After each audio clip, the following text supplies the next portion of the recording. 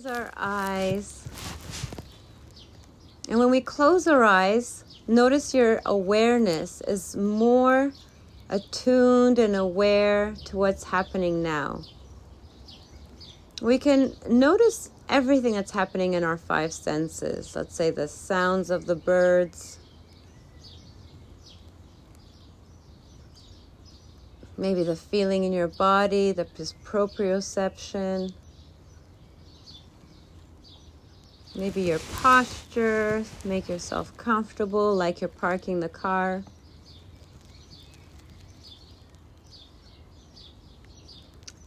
And we'll see if by chatting a little bit about meditation before having our guided meditation, it wasn't deliberate, but if we notice maybe, does that increase the motivation? Because also our values, what we find important, what's valuable to us, that will affect what comes into our awareness.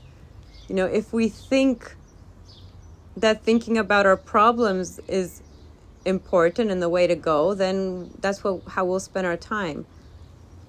Also our motivation, our value, what we find important, that affects what comes up into our mind. So I invite you to really appreciate the value of developing the mind in stillness. So there's many different types of meditation. Some are more active reflections. Some are using the mind in a deliberate way to cultivate certain qualities. The word meditation is in English, but it has a long history. It could be like mental development. Here we've been mostly cultivating this silence of mind because it has a lot of benefit. So bring to mind this motivation, this importance of letting go of any interest in the past or future, letting go of any interest to control the mind, and really cultivating that interest of being aware,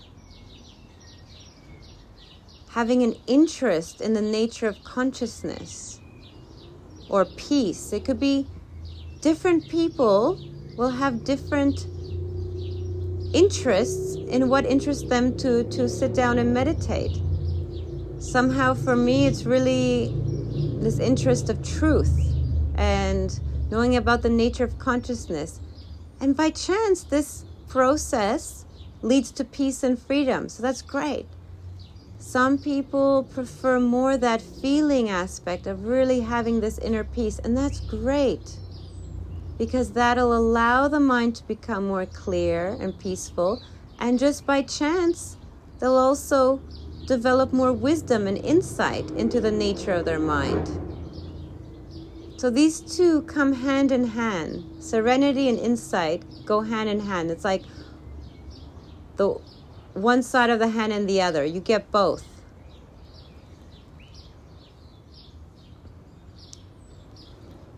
When we sit to cultivate our mind, we bring up this interest in the process and a clear direction. And this direction is releasing interest, releasing ownership, releasing anything, any activity that comes to mind, whether it's an urge, a volition, a thought, a memory, an emotion. It's none of your business. It's like the birds that are singing outside. They're none of your business. And because they're none of your business, later, like right now, I mention them so you may notice them, but because they're none of your business, they'll fade from your awareness, which will lead to more subtle states. So this none of your business to anything that comes up in your mind is an effective perception of you that leads to stillness. And we chatted a little bit about how perceptions, they're conditioned. You know, even illusion, mirages in the desert. You see a body, you think you see water. When you come closer, it's not. It's a mirage, rainbows. A lot of vision is It's just a representation of reality, but it's not necessarily reality. Physics describes reality. There's no sound. That's just in our minds as well. Colors, there's no colors. There are certain wavelengths. Snakes, bats. What is it like to be a bat? Experience the world differently. Dogs, they don't have the color vision. So all these experiences, they're conditioned. So you don't have to grasp onto them as real. Memories, who knows what happened in the past? A lot of research on memories is that we actually fabricate memories based on the last time we remember something. I'm very happy to send you to dig through research of that. When I was studying the mind, a lot of research showing memories are unreliable. Despite having the feeling that it's so true what happened, in fact, when it's checked, it's not necessarily. So the feeling of this is what happened, I'm so sure of it, is not an accurate prediction, an indicator whether it's true or not. So don't rely too much of the memories, worries, even worrying, anxiety. You know, some people have more anxiety, some less. That's not an accurate predictor also of whether things will go right or wrong in the future. So don't believe any anxiety or worry. For this moment of sitting, whatever states, obviously if you're in pain, move. You want to be in a comfortable position. But whatever comes up into your mind, it's not reliable. And this can be scary because the sense of self's job is to figure things out, to predict. That's like the ego, which perhaps also had a function, this sense of me. But for this period of sitting, it's not needed. You have to get the self out of the way. Because when there's the self, you can't have stillness. It's one or the other. If you want inner freedom, peace, and stillness, then sense of self, you have the sack. You know, you have to sit in the back seat. So that's our little framework when we sit down. But we need to be aware of something. And it's easy to start this process by being aware of the body. This is very common, but you know, you can be aware of the breathing right away, but we've been doing body awareness first, and it's a very common, a very effective, common way to scan the attention through the body. We use that as a tool. So notice your toes.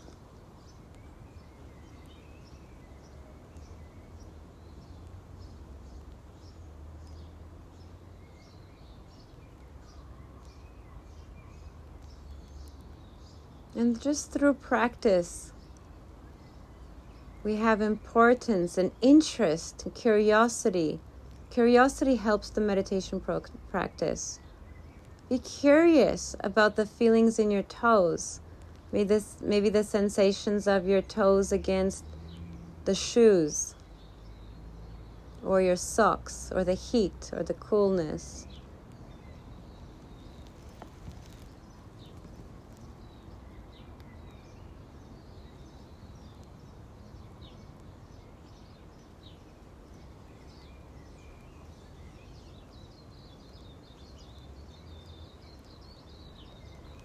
And not wanting to go on a tangent, but I will. It is also effective if you take some moments to take smooth inhalation and smooth exhalation. We'll just do a deliberate inhalation. Notice if it has an effect. And a deliberate exhalation. Some studies show 5 seconds in, 5 seconds out. Just a few. Notice how if it calms you. Inhalation. Exhalation. Inhalation. Exhalation. and then just allow it to be natural. So this is a whole different practice, this breath work, and there's many different types, but notice if spending a few deliberate, smooth, rhythmic, slow inhalation and exhalation, if it calmed you down, and then by calming the physiology, then if it also calmed any mental agitation. Then we can go back to the toes. Allow your breathing to be natural. And notice the arch of your foot.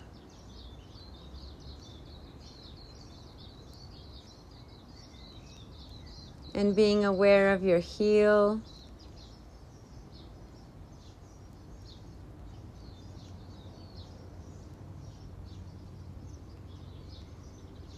And being aware of your ankle. So have an interest, you can notice any sensations at all.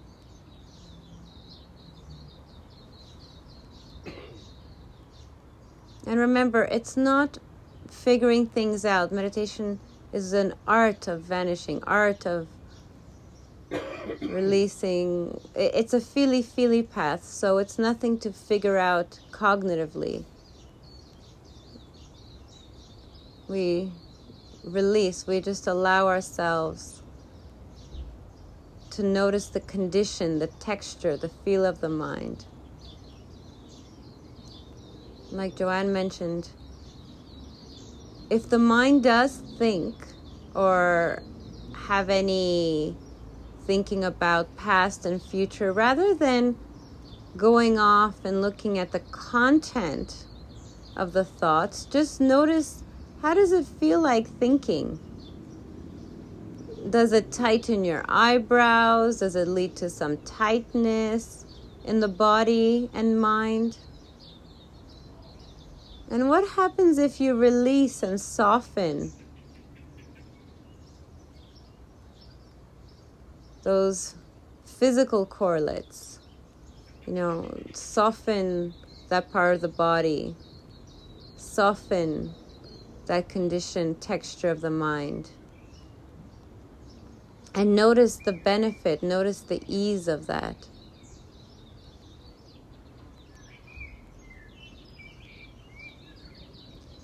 We want to recondition the mind to notice the benefits, to feel the subtle pleasure or the positive,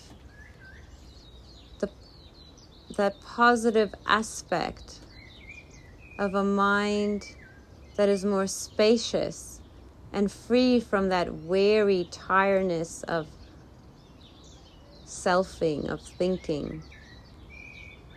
And then that state will be experienced more.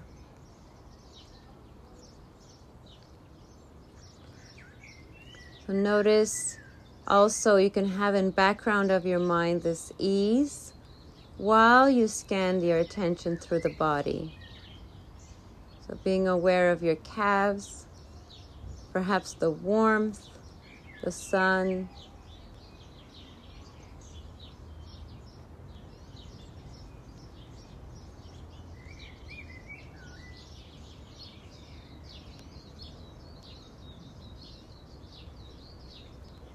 And be on the lookout while you're scanning your attention through your body. Be on the lookout of any ease, that any flavor of the mind that is soft and ease. These are all words pointing at an experience you may have. We want to be more aware of how the mind feels rather than the content and stuff it throws at you. So if you're, let's say, go into a messy room, rather than looking at the objects in the room, you notice that the space between the objects. So notice that spaciousness of the mind.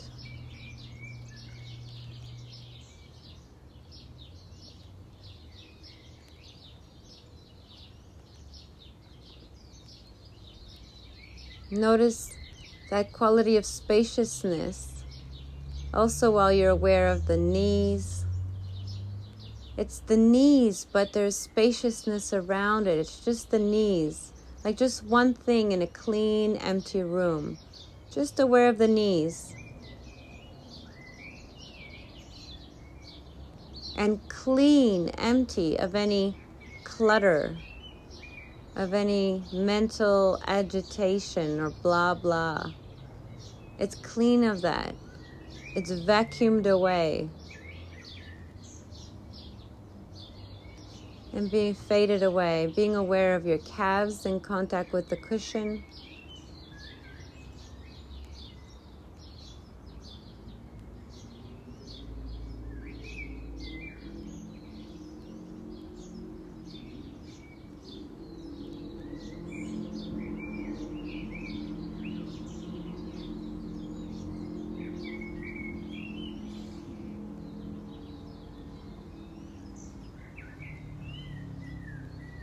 Being aware of the bum in contact with your seat and the hips.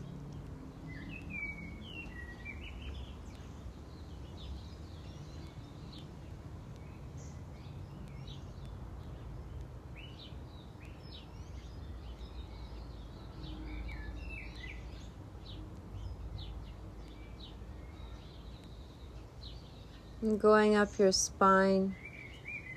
It's like your spine is surrounded by this fluffiness of soft, empty spaciousness. And this spaciousness feels good, like when you get your house cleaned and you notice the ease and freedom.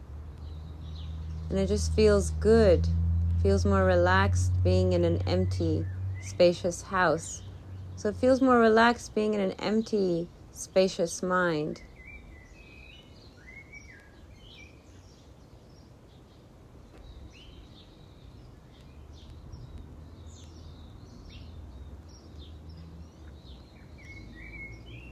We're noticing that quality of spaciousness in the mind. But spaciousness is so subtle, so we're allowing ourselves to still do the body scan, going up our spine, being aware of the shoulders. Perhaps your shoulders may be tight. Just want to relax your shoulders. Allow the muscles to relax. So you don't relax it because that's coming from will. It's you're noticing it with kindness, softness, gentleness, and relaxation happens.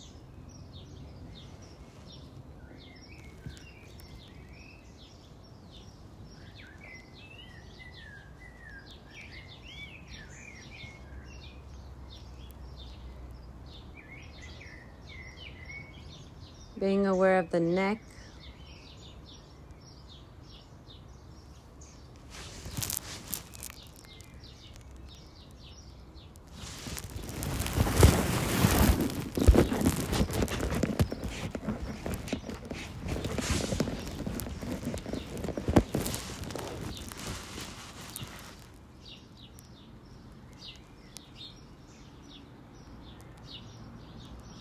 Releasing the jaw.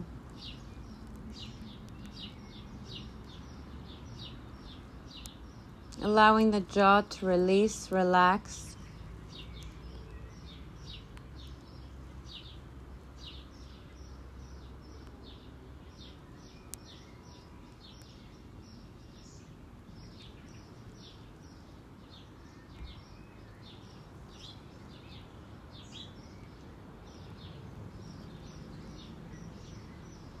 And noticing all the sensations around your face.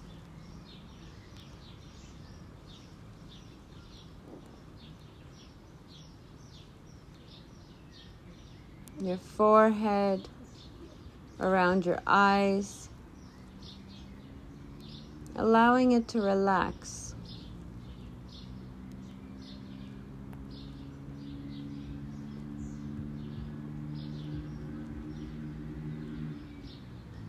And pretending that the brain also, all the activity, allowing it to relax, dampening, softening, tuning down the volume of any activity in your mind. And there's all these mysteries, but we don't have to figure them out, because we can't really figure it out. I think the most direct way of knowing the mind is allowing the mind to vanish, like through this process of meditation. My meditation teacher always gives this simile of, well, not my meditation teacher, but just the one that I really found helpful. A frog and a tadpole is in the water, and it's trying to figure out the nature of water, like trying to figure out the nature of the mind-body, the whole mind-body problem. Thinking about water, but they're in water. And they're using their mind to figure out the mind by thinking. And then one day, the tadpole jumps out of the water, and there's no more water. Then has a perspective on what water is. It has an insight on water, and it knows what water is when water vanishes. It knows it differently than, let's say, the tadpole that's been in water its whole life. So in the same way, we can be thinking, and it gives us a lot of understanding, but now through this practice, we're allowing all these elements of mind, thoughts, memories, perceptions, feelings, I-making, meing, we're allowing all that to vanish. And it vanishes because we're not interfering with it. We're not picking at it. Like a scab, if we cut ourselves, and if we keep picking at it, it keeps, getting worse. We need to leave it alone. The same with our mind. We leave our mind alone. There may be thoughts of the past, problems to solve. You want to itch it, you want to scratch it, but leave it alone. And the more you leave it alone, it'll heal, it'll vanish. And then the mind knows. There's this, and it changes you, it changes the mind. And then the mind doesn't go there. Not through will, like, I must not think about that. It just doesn't go there. Because it's seen, it's experienced that it's just another scab, another itch. Like kids playing with toys, they grow up. They just don't play with them. They don't try to stop themselves from playing. Like, they really want to play with the truck, but they're trying to stop themselves. And no, they just don't want to play with the trucks. Similarly, so through this practice, somehow it changes the mind, that the mind then just doesn't want to go there.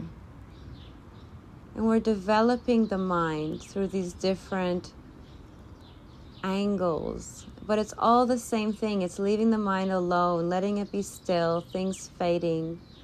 And then insight is naturally, you naturally know more about the nature of the mind, nature of self, nature of thoughts,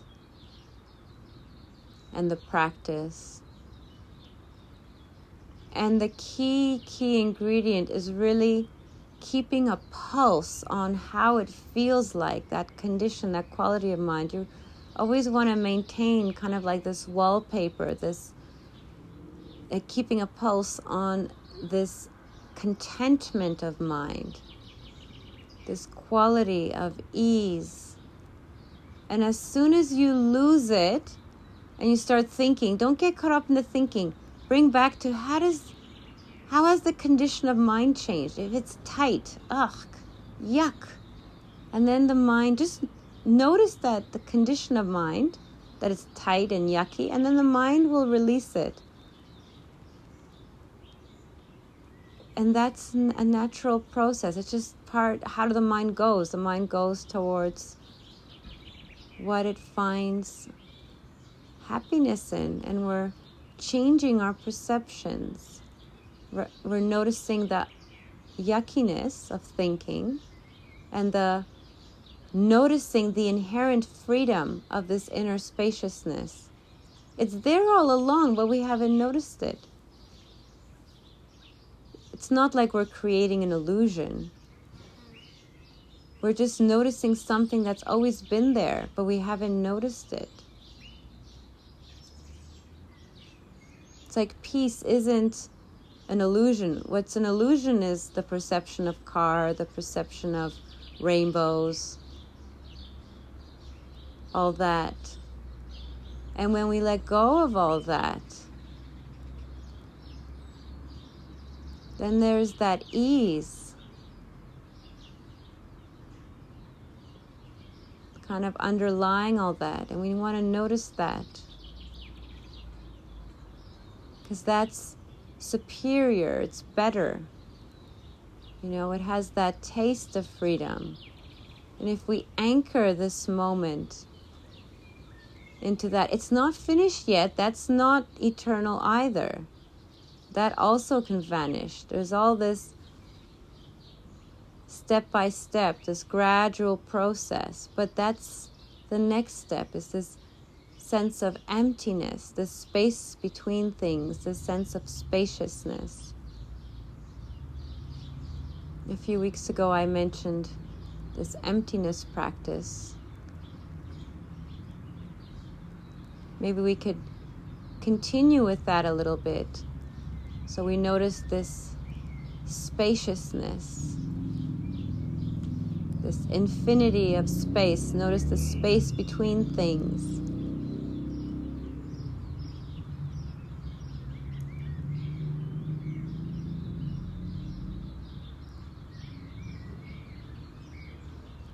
So once you're aware of this spaciousness, now this is not exactly, but this process will allow you to let go more also. You can notice that too. Maybe do a U-turn and notice that awareness that's noticing the spaciousness, just as a little experiment for novelty also.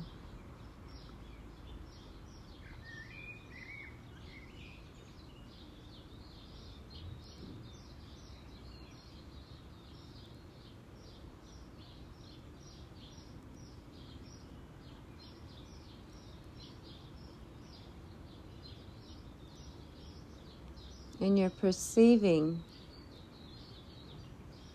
this feeling or this condition of emptiness, empty of things, empty.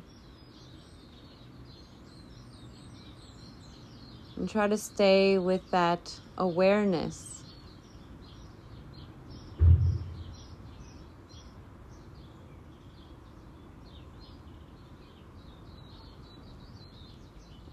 This perhaps is a good exercise you can try just for fun, because it's not something you can think about or figure out. You really have to stay with it.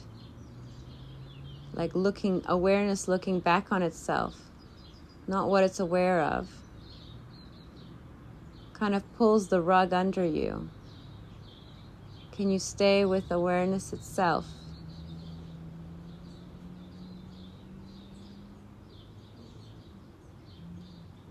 Very subtle, so it's very important not to get caught up in thought. And you notice that there's nothing there.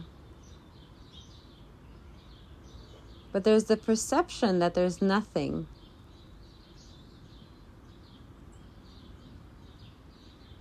Can you stay with that perception that there's nothing?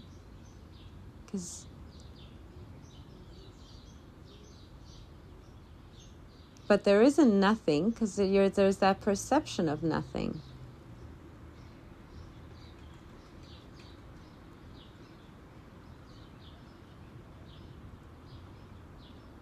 So it's like we're slowly dissecting our awareness this moment. Next week, we can bring on what's after that.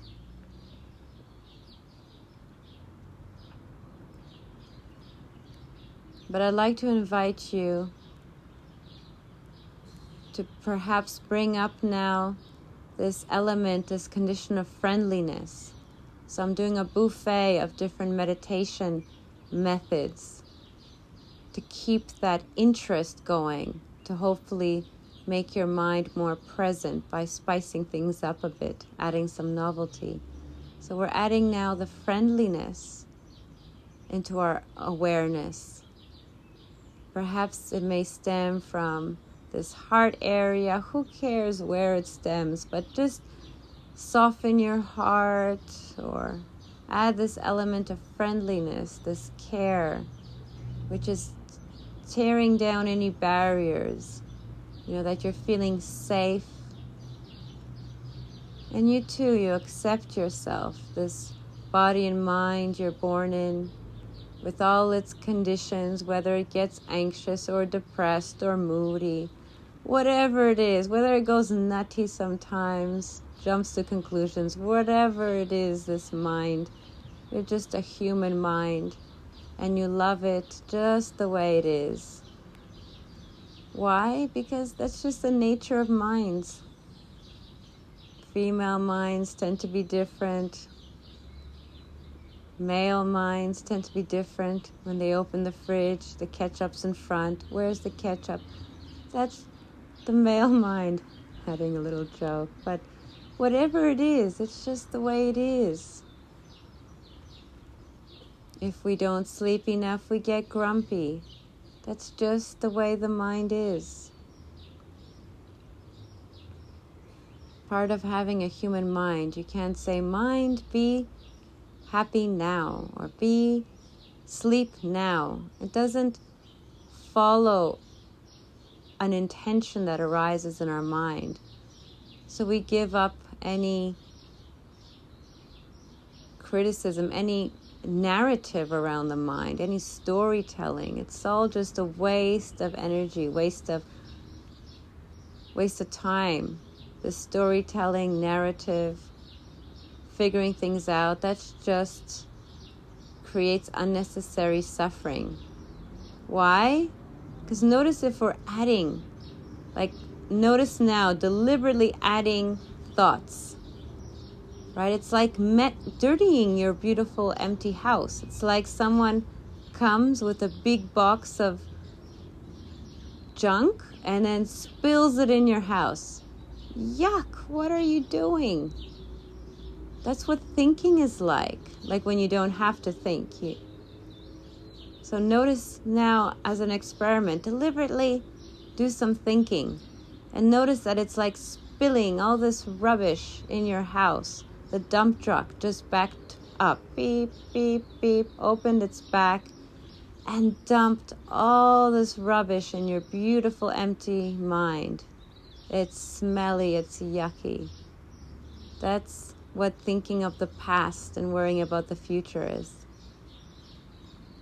So you don't have to scream at the truck driver. This is a magic truck, magic rubbish truck. All you have to do is open your heart. This is the way this moment is. There's rubbish in my house. This is just a magic, the way the mind is, the mind works. You don't try to kick the rubbish out. You just open your heart to it. Rubbish truck, you can stay here for as long as you want. None of my business. It's the neighbor's house. You kind of surrender to this moment. And then magically, like a cartoon, the vapor, it like a cloud diffusing, all the rubbish just vanishes. Where did they go? It didn't go anywhere. It didn't go up. It didn't go down. It didn't go left and right. It just vanished. In the same way,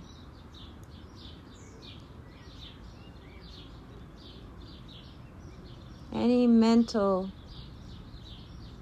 constructs, thoughts, emotions, memories, they're not real. We just give them reality when we believe them, buy into them. They're none of your business to even figure out. Leave them alone.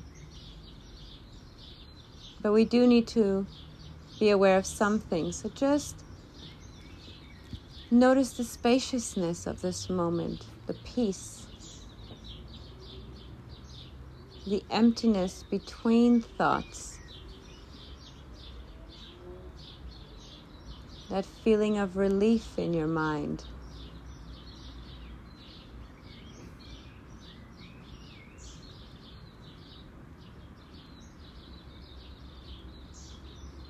It's very subtle, but can you hang out with that peace, that spaciousness?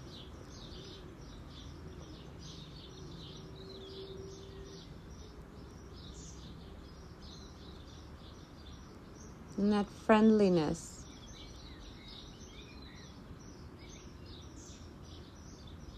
Friendliness, acceptance.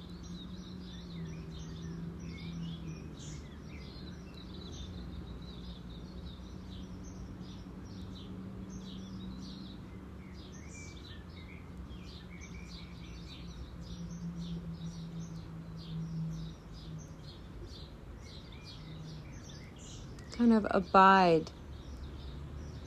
These are also called divine abidings. This metta, this friendliness.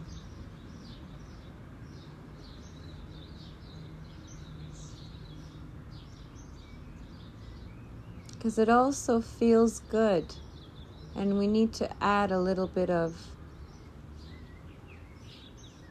positive, this tasty, this juicy moment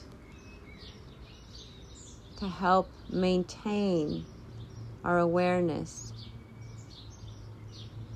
And what's interesting with the mind is that the more of the stuff in the mind naturally vanishes, the more clear and actually joyful it becomes. And this process deepens all by itself through awareness of breathing. You can give it a go. Notice the natural breathing. If you don't want to, that's fine. You can just stay in this moment. But if you notice your breathing going in, your breathing is always happening. What if you're just aware of it? You're always breathing. Do you notice your breathing in and notice your breathing out?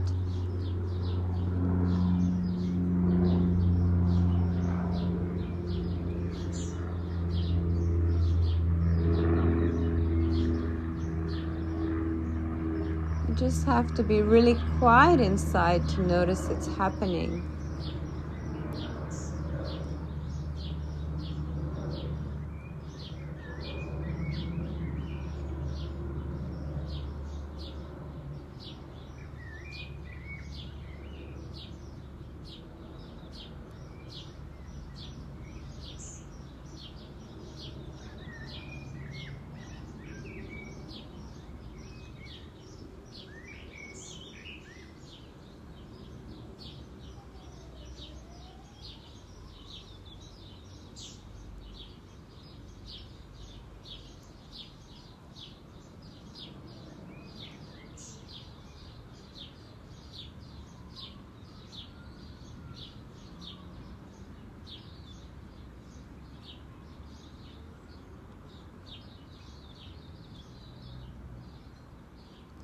If your mind drifts to other things, it's probably due to several things. Habit, also you get a buzz of the novelty, of the interest in thinking of things. So we need to weigh more the interest. It's a little bit more, takes more patience in the beginning, but then the ball starts rolling. But remember and value this practice.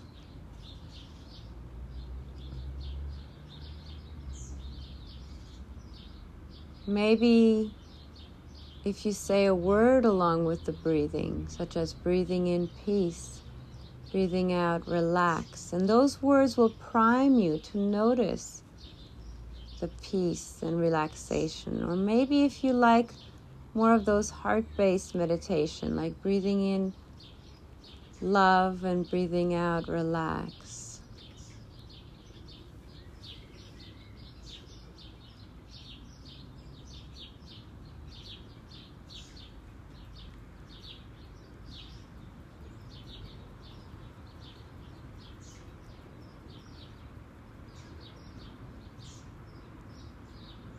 That may help anchor your attention more.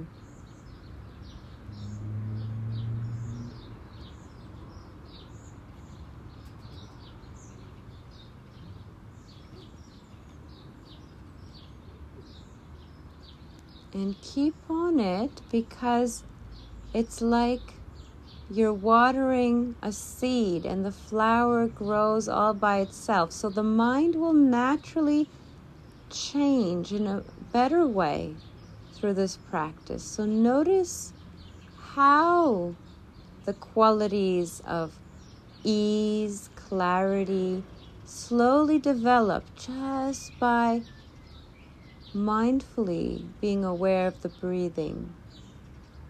You're just being aware without adding anything, without selfing, without allowing your sense of self to blah blah, say stories. Just quietly. You're just aware of the breathing. You can say a word with the breathing if you'd like, or counting.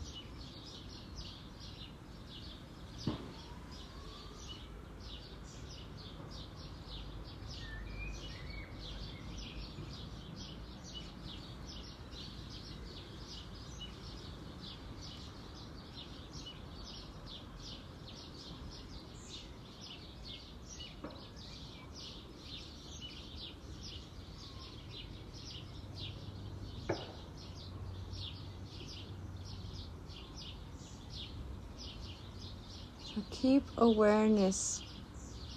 You want to allow this quality of awareness to develop, to blossom, to grow like a seedling. And this takes patience, but you need to monitor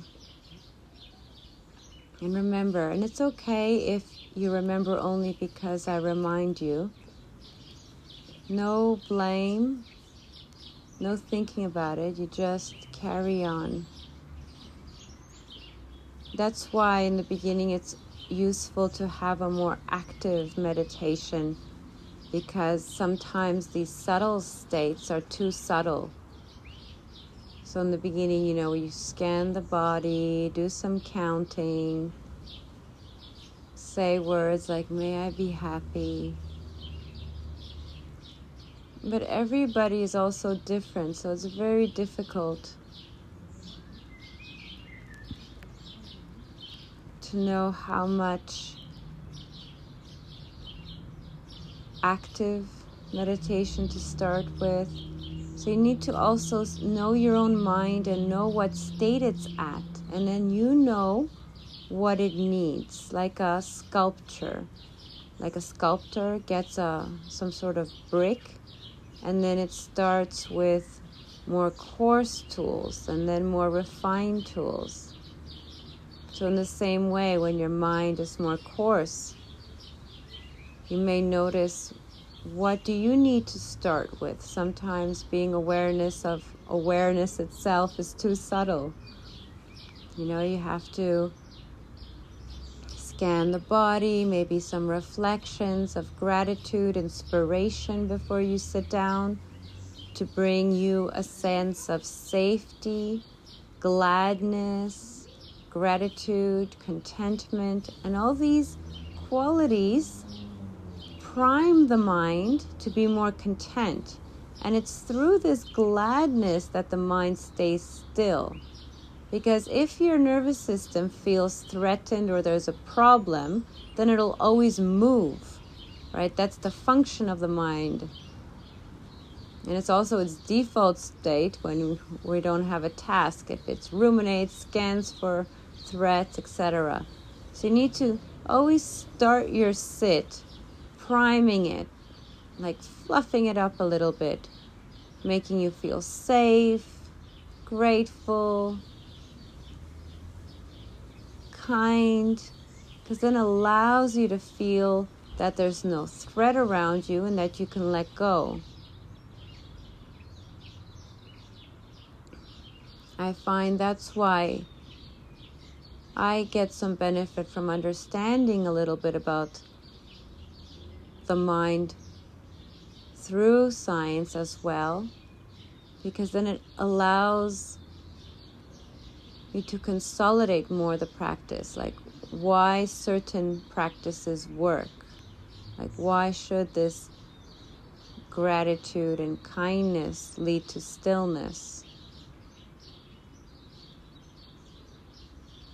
So if you notice the mind is a little bit dull, or it doesn't have enough oomph to be present, maybe it needs a little bit of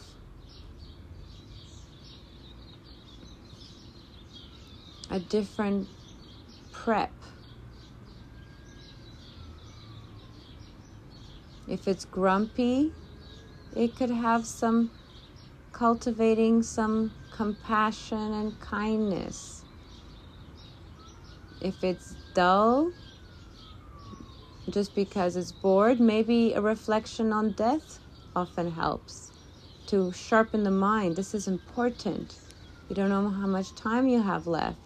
We don't want to waste our time ruminating about the same things we've been ruminating about every other day. It's time to use the mind in a different way. Not to scare you, but to bring you more in the moment.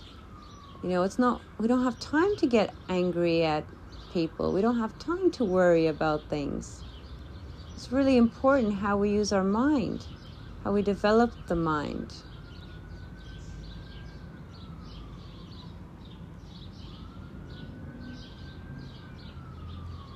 If the mind is thinking a lot, mindfulness of breathing is effective. So you can breathe in 1.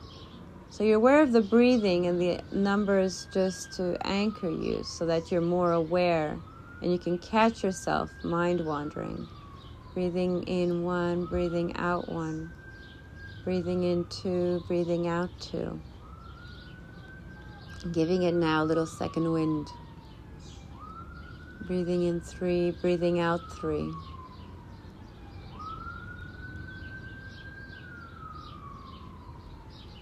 We do usually all the way to 10 and then back to 1.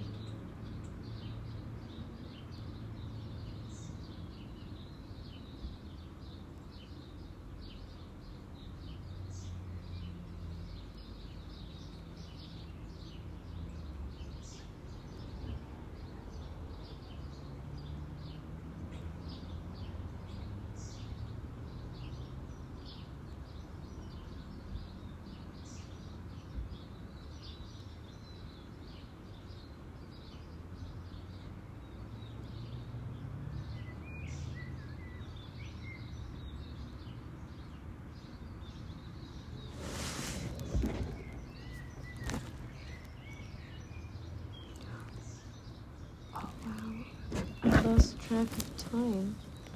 Coming close to the sit, way over the sit. Notice how you feel. What is that condition of mind?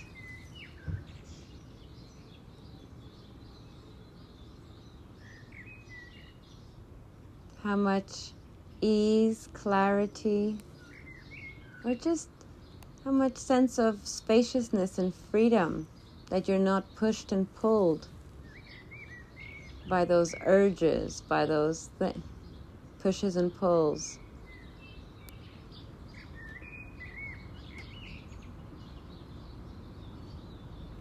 You really appreciate and value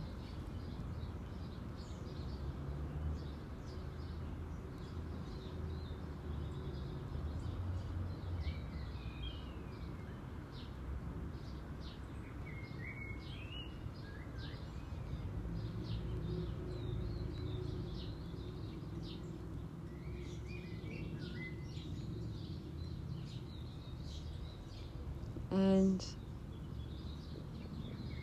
really appreciate and value the state of mind compared to how the mind was when you first came, so that it could incline to letting go. The grips of your mind can release all by itself because it tastes the benefits of more freedom.